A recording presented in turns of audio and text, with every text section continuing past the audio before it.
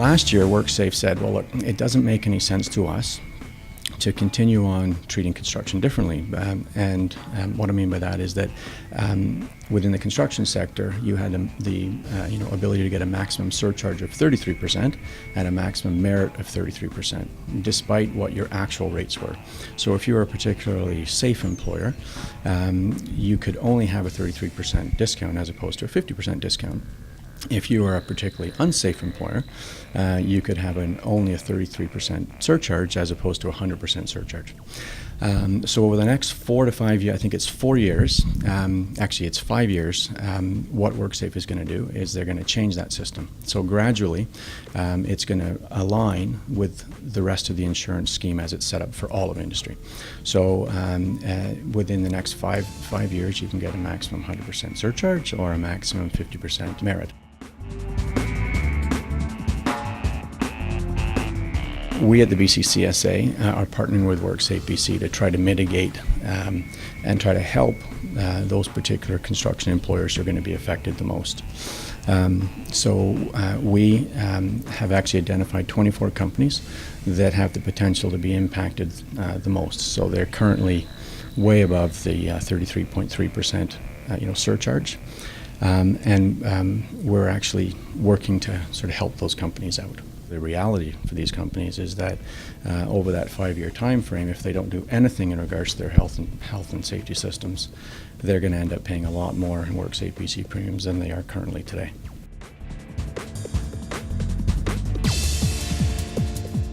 For those companies that have been barred from the full discount of 50%, they're now going to have access to that. So if they're stuck at 33.3 and they've got good health and safety systems in place currently, they're actually going to applaud this change. And really, at the end of the day, there's only 3 ways to impact your WorkSafeBC premiums.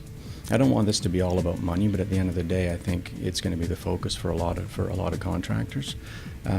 You can either decrease the size of your payroll or increase the size of your payroll, because your payroll is what WorkSafeBC sets your premium rates on.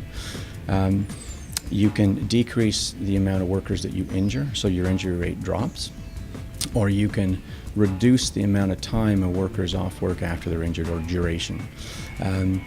So we at the BCCSA are looking to impact the 2 areas that we can.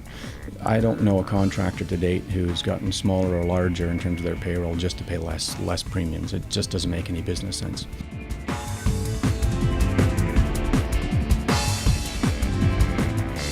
We see increasingly that flaggers are hit on the road, and there's a lot of reasons for that. One, I think drivers are less attentive than they used to be.